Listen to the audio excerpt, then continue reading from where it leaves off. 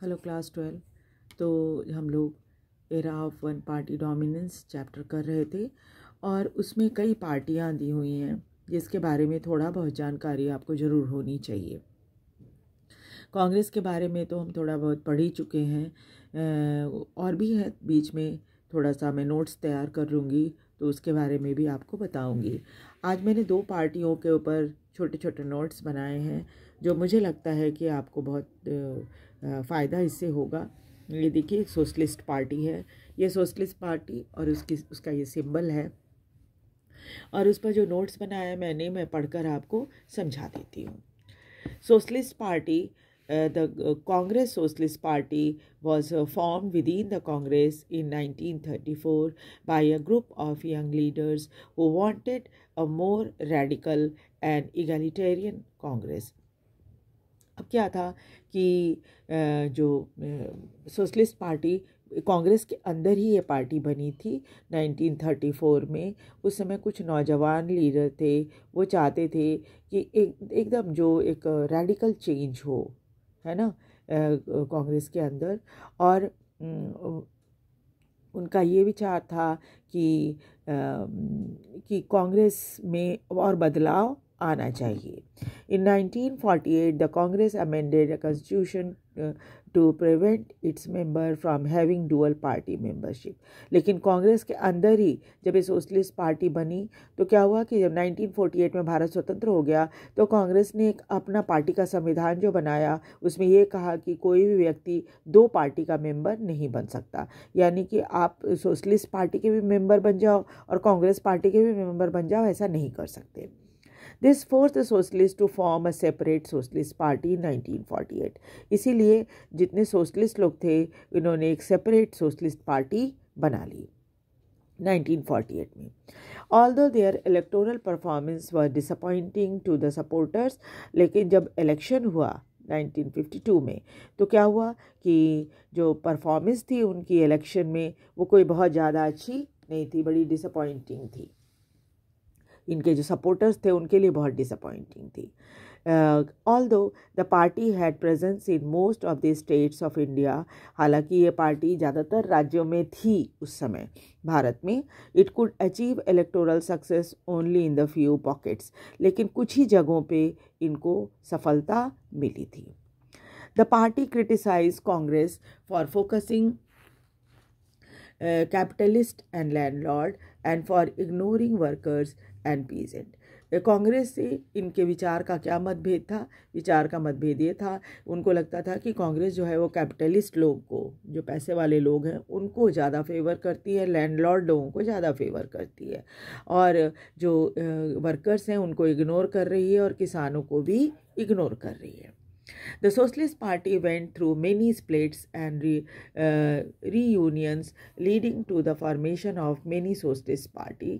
Socialist party के में बहुत बार ये पार्टी टूटी, बहुत बार जुड़ी, है ना, और इसके साथ साथ कई सोशलिस्ट पार्टियां बनी, जैसे किसान मजदूर प्रजा पार्टी और द प्रजा सोशलिस्ट पार्टी, उसके बाद संयुक्त सोशलिस्ट पार्टी। इस तरह से सोशलिस्ट पार्टी टूट कर इस तरह की पार्टियां बनी। उसमें इनके जो लीडिंग लीडर्स थे उनमें जयप्रकाश नारायण थे, अच्युत पटवर्धन थे, अशोक मेहता थे, आचार्य नरेंद्र देव थे, राम मनोहर लोहिया थे और SM जोशी। ये सभी के सभी एमिनेंट जो लीडर्स हैं सोशलिस्ट पार्टी के, वो हैं।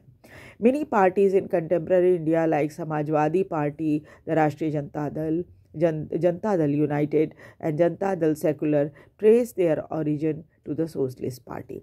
और अभी के भारत में, यानी 2024 की बात हो रही है कि 2024 के समय में कई पार्टियां ऐसी हैं जिनका बेस माना जाता है, जिनका ओरिजिन जो है वो सोशलिस्ट पार्टी को ही माना जाता है।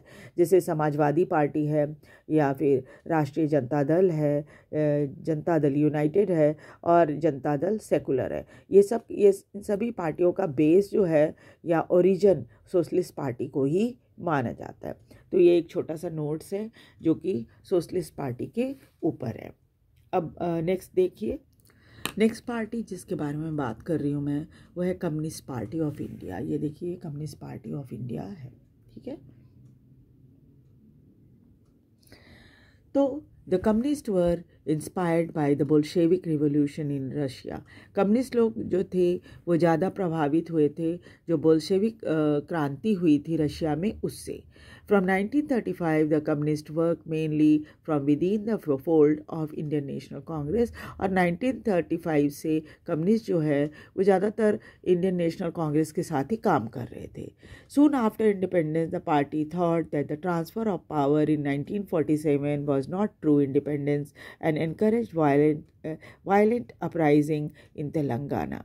लेकिन जैसे ही भारत स्वतंत्र हुआ उसके तुरंत और पावर जो है वो कांग्रेस पार्टी को मिली 1947 में, तो क्या हुआ, उनको लगने लगा कि ये सच्ची स्वतंत्रता नहीं है और इसलिए उन्होंने तेलंगाना में कुछ वायलेंट तरीके से लड़ाई करने का सोचा और किया भी, है ना।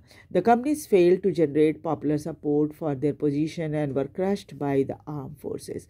लेकिन फिर क्या हुआ कि वो उनको पॉपुलर सपोर्ट, तो जब आप लड़े झगड़ेंगे तो स्वाभाविक है ज़्यादा सपोर्टर आपको नहीं मिलेंगे, तो उस समय इनको ज़्यादा सपोर्टर नहीं मिला और फिर सेना की मदद से इनकी जो आंदोलन था उसको दबा दिया गया, क्रश कर दिया गया।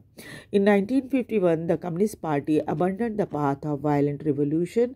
फिर 1951 में उन्होंने लड़ाई झगड़े वाला जो रास्ता था उसको उन्होंने छोड़ दिया and decided to participate in the approaching general election. और उन्होंने तय किया कि अब आने वाला जो इलेक्शन होगा, आपको पता है ना कि 1952 में इलेक्शन हुआ था, है ना, तो उनको लगा कि भाई ज़्यादा अच्छा होगा कि मैं जनरल इलेक्शन में हम इसमें पार्टिसिपेट करें। In the first general election, CPI won 16 seats and emerged as the largest opposition party. और 1952 का जो इलेक्शन हुआ था, फर्स्ट जनरल इलेक्शन, उसमें CPI को 16 सीटें मिली थी और सबसे बड़ी अपोजिशन पार्टी ये थी। The party's supporters were concentrated in Andhra Pradesh, west Bengal, Bihar and Kerala. ज़्यादातर इस पार्टी के सपोर्टर जो हैं वो कुछ ही राज्यों में दिखाई देते हैं जिनमें आंध्र प्रदेश, वेस्ट बंगाल, बिहार एंड केरला है। और जो इनके प्रमुख लीडर रहे हैं अब शुरू से अब तक में, उसमें है A.K. गोपालन, S.A. Dange, EMS Namboodiripad, P.C. Joshi, Ajay Ghosh and P. Sundaraiya. In 1964, there was a major split in the party due to ideological rift between Soviet Union and China. लेकिन फिर क्या हुआ, 1964 में ये पार्टी फिर से टूट गई क्योंकि एक सोवियत यूनियन और चाइना के बीच में थोड़ा सा विचारों का मतभेद हो गया था, तो हम इस पार्टी के ऊपर भी असर पड़ा।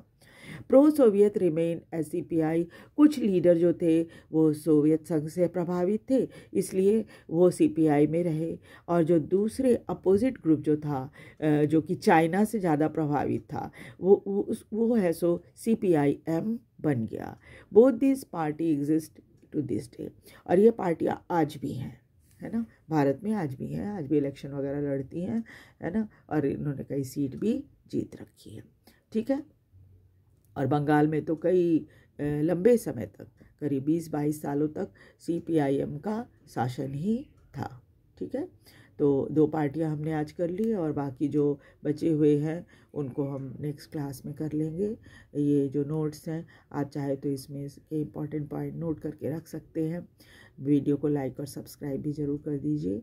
Thank you very much.